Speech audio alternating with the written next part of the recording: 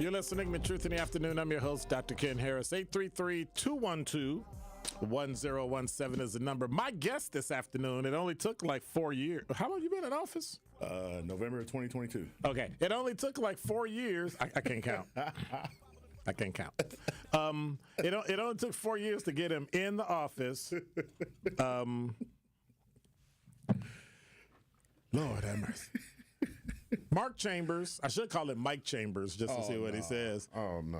2nd District Alderman in the city of Milwaukee. How are you, sir? I'm doing good, Dr. Ken. How are you doing? All right.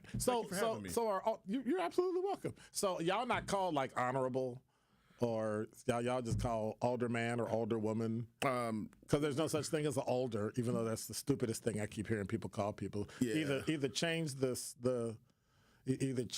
city charter, change something, but I'd rather be called alderman than council member. Thank you. Yeah, I don't like that. But the mailing, sometimes we receive like flyers or booklets and everything, and it has honorable. So when I look at that, I kind of like chuckle. Because it is honorable. Yeah, it is, but it's like an older person, right? Yeah. Like, what the heck is that? Yeah. I never knew what that was. But it's just more of like, I am honored to represent 40,000 residents in the city of Milwaukee, in the that's 2nd a lot. District. But it is. But it still gets me kind of like hits me like, oh, honorable. Okay, cool. So, but I'd rather be called an alder person or alderman over. If you say person, I'm never speaking to you. Well, I'm an alderman. We're not getting rid of gender here. We are not getting rid of gender. We have alder Thank you, women. man. Right. But I'd rather get called those over a council member because I don't like that. And I prefer to call a woman, not an alderman, even though that's the statutory name. Yeah. Call her an alderwoman. Yeah. But alderperson is the stupidest thing I've ever heard in my life. And when people do it, I don't know why they do it. But we don't want to show gender. Like what? I don't know. I don't get it. I don't know how you do your job because you deal with people in Milwaukee. I deal with some great people in Milwaukee. So yes, they are. What are your boundaries of the 2nd District? So I go southern. I go as south as 51st and Capitol. I go. My alderman. I go north of 107th Street and Mill Road. Whoa! It's somebody got drunk that day, right? I don't know what happened when they drew the maps, but I'm surrounded by 5 different automatic districts. Somebody got drunk. Yep. So south is 51st Capitol. North is 107th and Mill Road. West, obviously, or east, obviously is no, my apologies. Sorry. South is Capitol.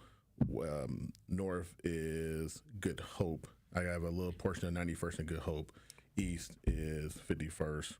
West is 107th Street. So wow, that's pretty big. Yeah, but primarily my district is between Hampton and Mill Road from 55th Street to 107th. So it's almost like an L shape. Yeah, it's cut up. It's chopped and screwed. So yeah, but your city fathers at work.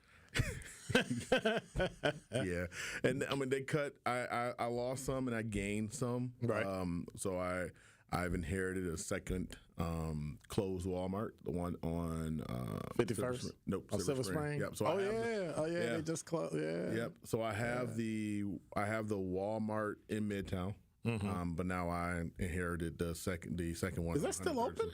No, they closed last year. Wow. Yeah. Or the year before last, actually. So what are we doing?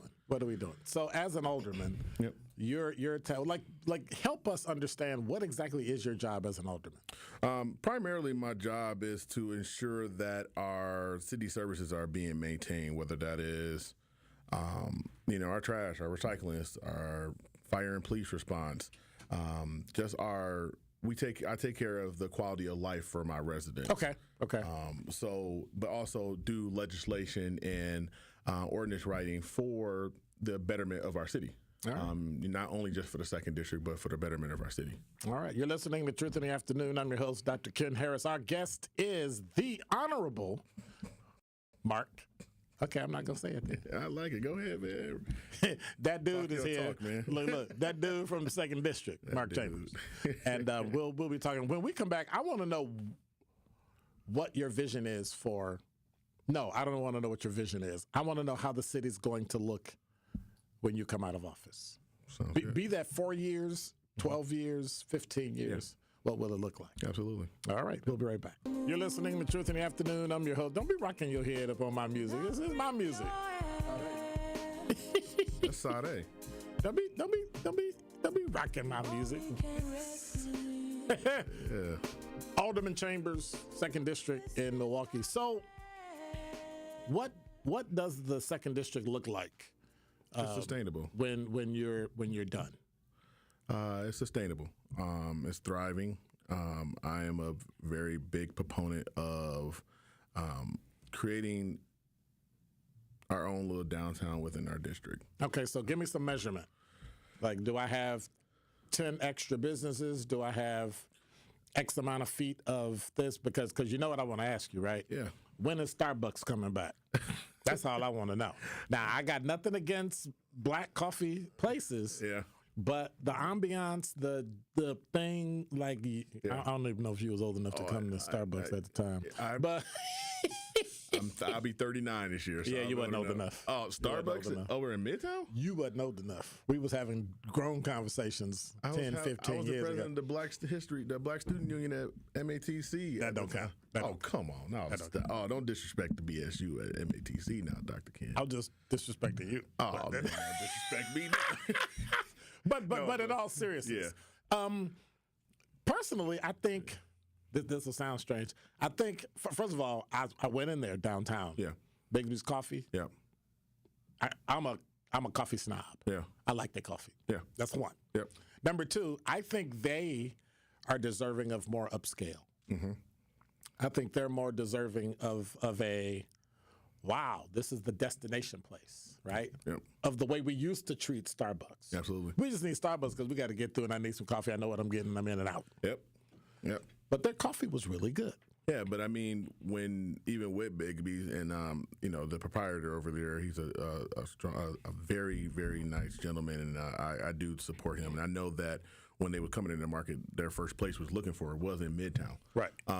So I would support a coffee shop, whether it's Starbucks, whether it's Bigby's. I mean, I'm a Starbucks guy myself. When I went to Bigby, they had some drinks for me as well. I don't drink coffee. I drink tea or like little flavored drinks. Mm-hmm. But I'm all for having experiences for the 2nd District residents in the 2nd District where they don't have to go to downtown all the time. Yep. Now, while we love or drive all the way to a suburb to get some coffee. Absolutely. Yeah. Now, while we love downtown and we love our surrounding areas, 2nd District is our home. That's where we pay our taxes. That's where we lay our heads. That's where we protect our assets and our children and everything of that nature. So we really need to have those entities within the district. So it takes me back to the question that you asked, what do I want to see in there? I want to see it all, to be honest. That's the general answer. But the more minute answer is, I want to see more sit-down family restaurants. I want to see less gas stations, less liquor stores. Since I've been alderperson, and I would never say never. If the business sense makes sense, I'm all for it. I'm all for growing business, entrepreneurship, and just general business aspects within the city, especially within the 2nd District. But I don't need to see liquor stores in my district. I've approved one. I may approve a second one soon, but and that was Century grocery store. But like a standalone liquor store, we don't need to see. Yeah, that. that's yeah. We don't need to see. So watch this. Why not? They're all over the suburbs. Where are they all over the suburbs at? Have you been to Glendale? Liquor, like standalone liquor stores? You don't see standalone liquor stores. Total Wine? That's one. That's enough. Look how big it is. But they sell everything. Yeah, but I think in my district alone, I have... Brown Deer has a few, too. The question I'm asking is, why not? Because we don't need that perpetrating in our communities. Why? Because we don't need it. We need better access to... Who are you to tell me I can't have a drink? I'm the representative of 40,000 people who elect me to be responsible for But you don't tell me I can't drink. You can drink all you want. You just got to go and get it But yourself. what if the majority of those 40,000 people said I want a liquor store? Then as their representative, we can get a liquor store. But it's up to them for what they want. I'm not just going to say, hey, let's put this. But that's what makes you different, right? You actually listen to what people say to you. Absolutely. And then you go, well, no, I have to vote no because they said no. Yeah, you know, that this even during the whole tax thing, right? Yeah. I'm retired from the city, and in order for them to be able to continue to pay my pension,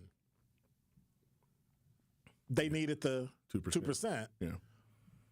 But I said no. And people are like, well, why would you do that? Because I know the effect it's going to have on everybody else in the city that can't afford it. Yeah. That doesn't make any sense to me. Yeah. And it didn't make sense to my residents. And, you know, as the only person who did a district-wide survey and questionnaire, yeah, you did. It was overwhelmingly no. It was overwhelmingly no. Cut all the other fat stuff you got sitting around here. Yeah. Cut some of those people that are sitting in offices and are doing their job, but they could be a little bit more efficient. Mm-hmm. I'm all for that. I'm all for efficiency. It just we just have to get down to it. And that was kind of some of the conversations I had with other political heads throughout the state, in the state legislature, and you know, they were saying the same thing, but the state doing the same thing too. So it's like you kind of got to practice what you preach before you start coming over here as far as doing that, especially as the economic engine of the city, of the state. You know, we need more share revenue. I just have to stress that. You know, one of the reasons why I was very strong against, you know, the sales taxes, the math wasn't mathing. It never did, and it never does. Like, y'all need to do Madison the way Chicago does Springfield. Yeah. And then you'll get what you need. Because Chicago would be like, okay, we're not. What do you mean you're not? We're just not paying you. Yeah. Well, you know, it's state law says you got to transfer that money. We're not. Yeah. We're just going to hold on to it until we talk. Yeah. I mean, the Republicans are doing that right now. Exactly. With other things. So exactly. No, we're not going to do that. Yeah. And then people wake up and go, I guess I got to come to the table. Yeah, you do. Yeah. I mean, that's in due time, you know, but I do appreciate the relationship building that we are having in Madison. And this is where I know you get on him a lot. Get on who? The person I'm going to mention. This is where I give him credit. He got Robin Voss, the Speaker of the legislation, from a no to a yes. And I would give Mayor Cavalier Johnson credit for that. Because okay, I didn't hear you. Credit for what? Credit for getting us to the table and having those conversations, you know, even though the sales tax, for what it is, what it's worth. Oh, I did too. See how you be treating. But you get on him and other things. I get on everybody. Yeah, I get on you. Get on you. I know, but also what that did for us, right? It also allowed us, that olive branch, to go out and talk to other state legislatures or state representatives and senators throughout the state. But why wouldn't you do that anyway? Because it's your job. I agree. That doesn't make any sense. But no, but it don't make sense to. It makes sense to me because I you already do it. Right. So, but other people was not doing that prior to us getting in, and prior to that 2% under the Barrett administration. Like people political stuff. I get it. I don't care what happened in the past, but I'm just telling you. Like, I believe that the mayor. I believe that, you know, the mayor, you know, county executive, you know, they provided that olive branch to where people are not so have apprehension to go and speak with that. So, you know, I do value the times that I talk good, bad, or indifferent with people from Madison, because it's some hard conversations that we have. It's some tough conversations, but it's your money. It's still conversations, as opposed to just, you know, like, you know, murmur, and they just close the door on us, stuff like that. They actually open the door for us. So, all right. Yeah. Mark Chambers, 2nd District Alderman, City of Milwaukee. Thank you for being here. Appreciate you. I appreciate you, Dr. See, King. that wasn't too bad, was it? Hey, man. Now, you know, the second time you come back, it's going to be on. I'm finding with all the... I'm ready, man. All right. I just wanted to highlight one thing. We got about 30 seconds. All right. I have a 2nd District Town Hall next Thursday, February 6th at the Silver Spring Neighborhood Center, 5460 North 64th Street from 5:30 to 7. Please stop in. We have another 2 coming after that. So once you find out, Mark Chambers, Alderman Mark Chambers on Instagram, Facebook, and Mark Chambers MKE on Twitter. Or X. All right. Thank you much. You're listening to Truth in the Afternoon. I'm your host, Dr. Ken Harris. We're going to talk offline about why he's having his town hall during my show, but we'll talk about that later.